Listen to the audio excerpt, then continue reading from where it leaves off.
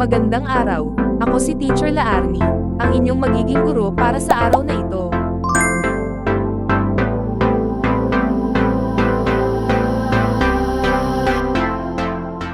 Ang pag-aaralan natin para sa araw na ito ay ang paggamit ng word processor software. Narito ang kasanayang pampagkatuto, nakagagawa ng Word document. Mga layunin para sa araw na ito. Una, natutukoy ang kahulugan at kahalagahan ng word processor software. Ikalawa, natukoy ang mga pangunahing gawain ng word processor software. At panghuli, nagagamit sa pag-edit ng dokumento ang user interface, page size, orientation, margin, font type, style, size, color, at text alignment. Narito ang pag-aaralan natin para sa unang araw. Word processing software. Kabilang ang user interface, page size, orientation, and margin, font type, style, size, and color. At text alignment. Bago tayo magsimula sa ating aralin, maaari ka bang magbigay ng mga paraan kung paano mapanatili ang kalusugan habang gumagamit ng internet? Tignan ng mga salita, pamilyar ka ba sa mga ito? Alam ba ninyo kung ano ang tawag ng nasa larawan? Alam ba ninyo kung paano ito gamitin? Tama, ito ay typewriter. Ang mga typewriter at computer ay parehong ginagamit para sa pagtatype ng teksto, ngunit may ilang pagkakaiba sila. Narito ang mga pagkakakilanlan at pagkakaiba ng dalawang ito. Ang typewriter ay gumagamit ng mekanikal na mekanismo upang i-imprint ang mga karakter sa papel. May mga alphanumeric keys na may katulad na layout. May mga key para sa carriage return, enter, return key. Nangangailangan ng pisikal na pagpindot ng mga keys para mag-input ng mga karakter, at ito ay nagpoproduce ng tunog sa bawat pagpindot ng key. Samantalang ang computer keyboard naman ay gumagamit ng electronic signals para mag-input ng mga karakter sa digital na dokumento. May karagdagang keys para sa iba't ibang functions gaya ng navigation, shortcuts, at media control. May dedicated backspace key para sa pag-erase ng mga karakter. Maayos ang editing features tulad ng copy, cut, paste, at undo.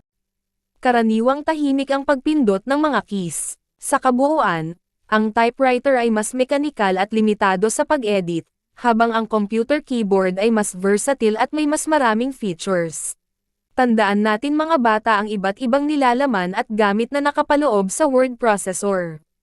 Una, ang user interface ay ang paraan kung paano natin interaktibuhan ang word processing software. Ito ay nagbibigay ng mga kasangkapan at menu na ginagamit upang makapag-edit ng mga dokumento. Ang ribbon ay ang pangunahing menu kung saan makikita ang mga kagamitan para sa pag-edit ng mga dokumento. Tignan ang halimbawa. Ang mga toolbar ay naglalaman ng mga paminsang kagamitan tulad ng mga shortcut para sa pag-save, pag-print, at iba pa. Tignan ang halimbawa. Document pane. Ito ay ang lugar kung saan isinusulat at inilalagay ang mga teksto at elemento sa dokumento. Tignan ang halimbawa. Sa pag-aayos ng pahina sa word processing software, narito ang mga kinakailangan mong tandaan. Page size. Ang pahina ng dokumento ay maaaring iset sa iba't ibang sukat tulad ng letter, legal, o custom size. Tignan ang halimbawa. Orientation. Maaari rin baguhin ang oryentasyon ng pahina mula portrait, paalang, patungo sa landscape, patagilid. Tignan ang halimbawa. Ang margin ay nagpapahintulot na magtakda ng espasyo sa paligid ng teksto o elemento sa pahina. Tignan ang halimbawa. Paano pumili at baguhin ang mga aspeto ng teksto tulad ng font type, style, size, at color? Halina't alamin natin. Font type. Ito ay ang uri ng letra tulad ng Arial, Times New Roman, o Calibri. Tignan ang nasa halimbawa. Font style. Maaaring palitan ng estilo ng letra tulad ng bold, italic, o underline. Font size. Ang laki ng letra ay maaaring baguhin ayon sa pangangailangan, mula sa maliliit na letra hanggang sa malalaking heading. Tignan ang nasa halimbawa. Font color. Ito ay nagbibigay dagdag na estilong kulay sa teksto. Maaaring ito'y itim, pula, o iba pa, tignan ang nasa halimbawa. Ang tamang pagkakasunod-sunod ng teksto sa pahina ay mahalaga para sa readability ng isang dokumento. Left alignment, ang teksto ay align sa kaliwang bahagi ng pahina. Tignan ang nasa halimbawa. Center alignment, ang teksto ay naka-align sa gitna ng pahina. Tignan ang nasa halimbawa. Right alignment, ang teksto ay naka-align sa kanang bahagi ng pahina.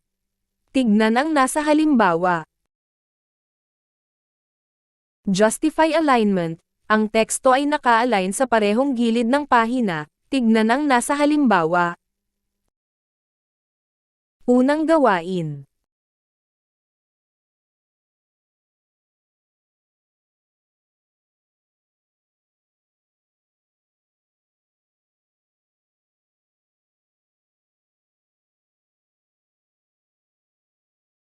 Ikalawang gawain.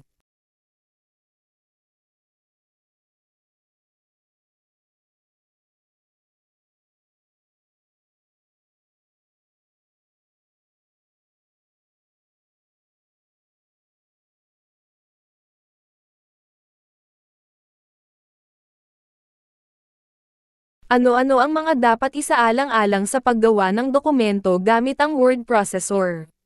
Bakit ito mahalaga? Ikatlong gawain.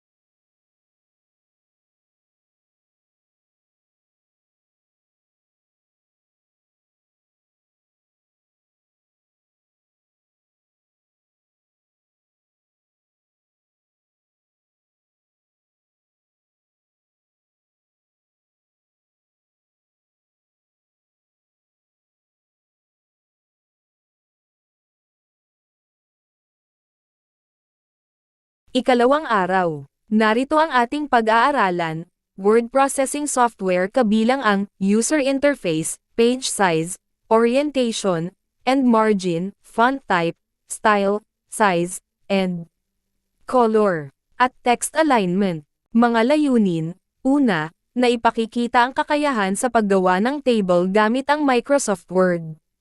Ikalawa, nagagamit ang mga basic na hakbang sa paglikha, pag-format, at pag-edit ng isang table.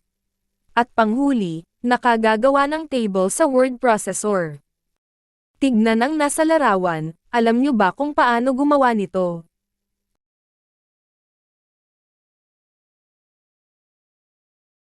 Pamilyar ba kayo sa mga salitang ito? Ang word processor o word processing application ay isang software na tumutulong sa paglikha ng dokumento, pag-e-edit at pag-save ng mga computer file system. Ang table ay koleksyon ng magkaugnay na tekstual na nakaayos sa pamamagitan ng rows at columns.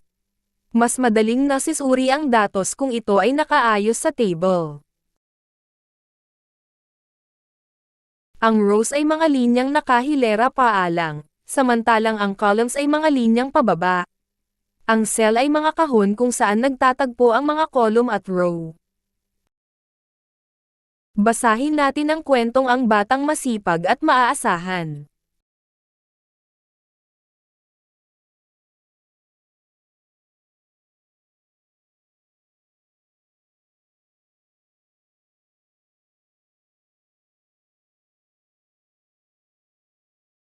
Sagutin ang mga sumusunod na katanungan.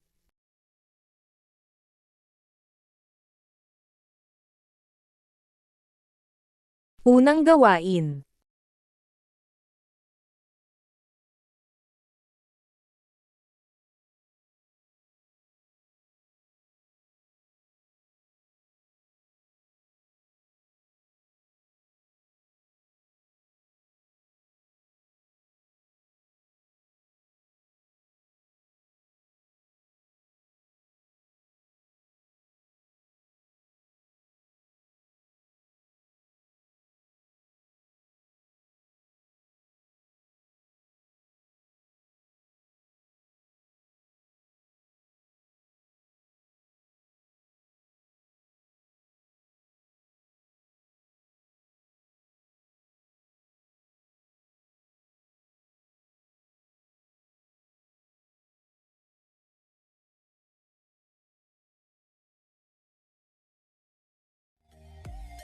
Buksan ang desktop at i-click ang Start button o ang Windows logo. Gamitin ang scroll bar para hanapin ang Word. I-click ang Word para mabuksan ang Microsoft Word application.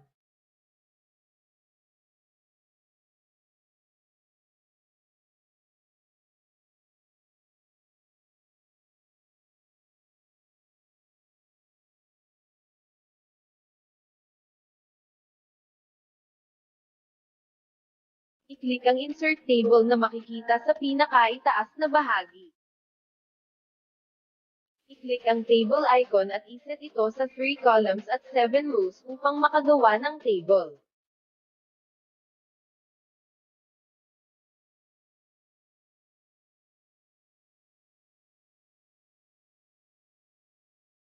Lagyan ng datos ang table.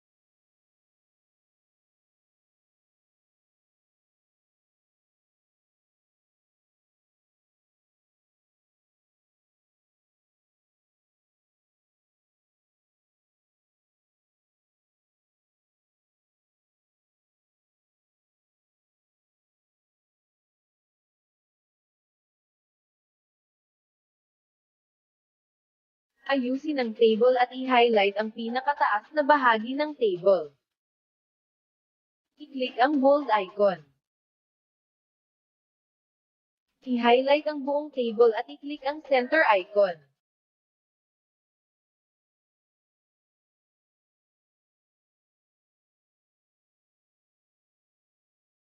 Pindutin ang Table Design menu, i-click ang arrow down or more button, pumili ng disenyo ng table na gusto mo.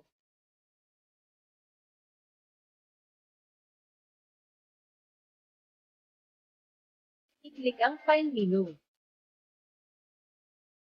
I-click ang Save, piliin ang This PC. Save ito at isulat ang iyong buong pangalan, space, activity 1.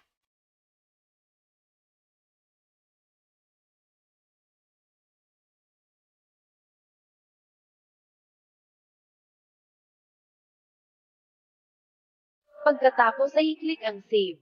Mapapansin mo na napalitan na ng pangalan ang document file sa itaas ng Word application.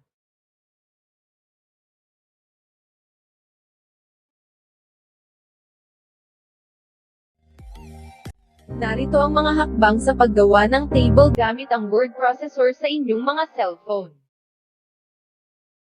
Kailangan nyo mag-install ng Microsoft Word o word processor sa inyong mga cellphone. Pumunta lamang sa Play Store at i-type sa search box ang Microsoft Word at i-click ang install.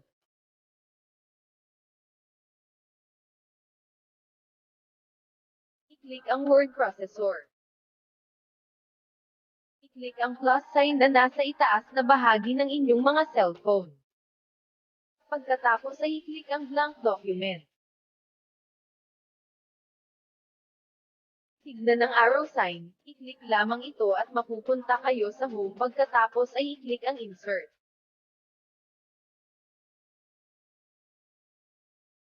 Pagkatapos ay i-click ang table.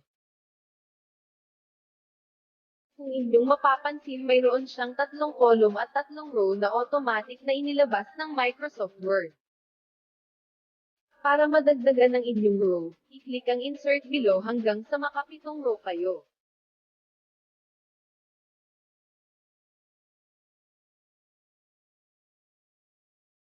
Ngayon ay bilangin mo kung mayroon ka ng 3 column at 7 row. I-type ang mga sumusunod na datos sa cells ng table.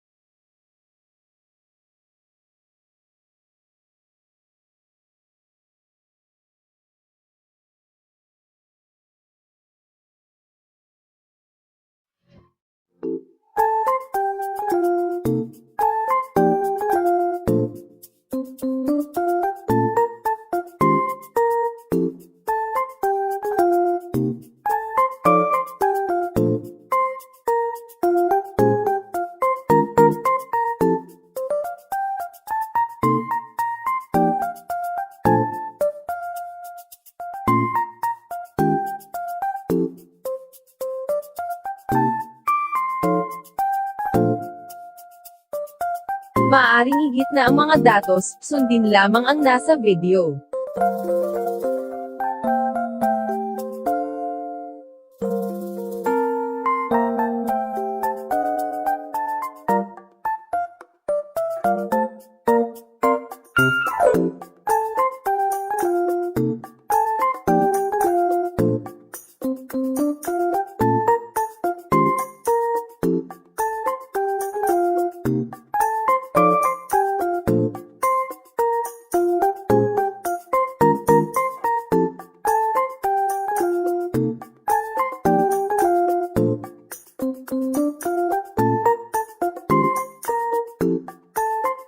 Pagkatapos ay i-format ang table upang mas maging kaaya-aya.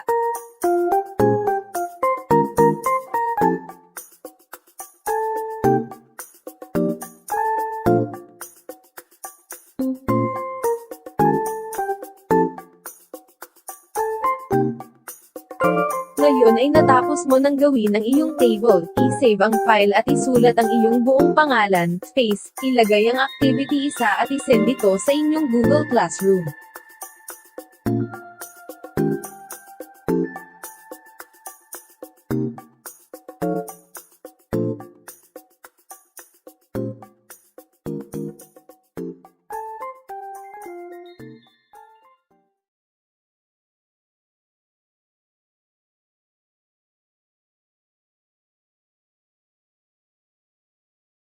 Ikalawang gawain.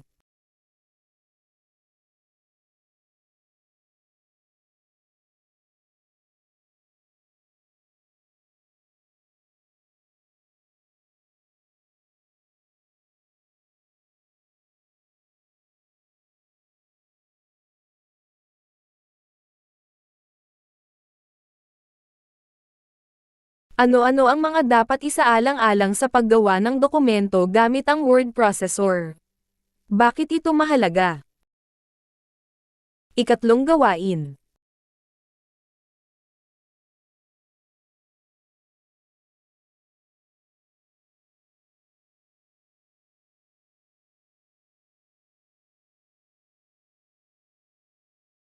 Ikaapat na gawain.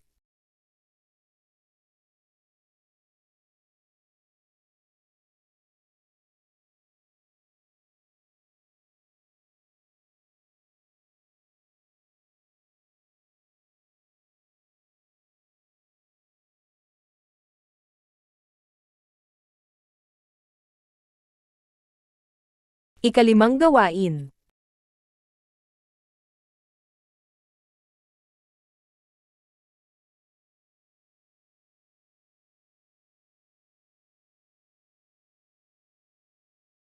Ikatlong araw hanggang ikaapat na araw, narito ang mga pag-aaralan natin. Word processing software kabilang ang user interface, page size, orientation, and margin, font type, style, size, and color, text alignment. Mga layunin. Una, natutukoy ang mga uri ng chart. Ikalawa, nasusunod ang mga hakbang sa paggawa ng mga chart gamit ang Microsoft Word. Ikatlo, nakagagawa ng iba't ibang uri ng chart, tulad ng bar graph, pie chart, at line graph, upang maipakita at maipaliwanag ang mga datos sa isang masusing paraan. At ang huli, nagagamit sa pag-edit ng dokumento ang user interface, page size, orientation, margin, font type, style, size, color, at text alignment. Ano-ano ang naidudulot ng paggawa ng table sa Microsoft Word? May iba't ibang uri ng chart. Ang sumusunod ay ilan sa mga pinakamadalas na gamitin. Bar chart, binubuo ito ng mga paalang na parihaba na nagpapakita paghahambing ng mga numerikal na datos. Column chart, gumagamit ng mga patayong bar upang ipakita ang paghahambing ng mga numerikal na datos. Tignan ang halimbawa. 3. Line chart, binubuo ito ng mga linya na nagpapakita ng trend o kilos ng pagtaas at pagbaba ng mga numerikal na datos. Pie chart, kamukha ito ng pizza pie. Nagpapakita ang ganitong uri ng chart ng pagkakahati ng isang buo sa iba't ibang kategorya. Ano ang kahalagahan ng chart? Unang gawain.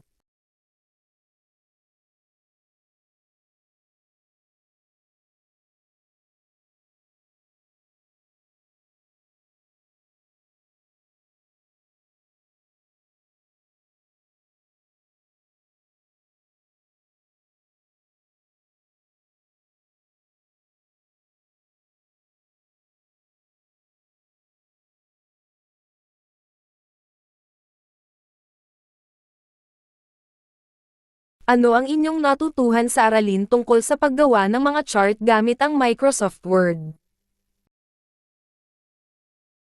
Ikalawang gawain.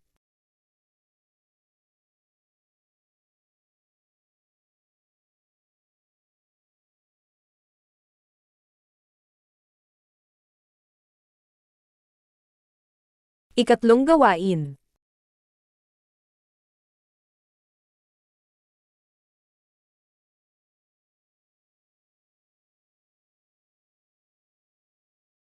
Ikaapat na gawain.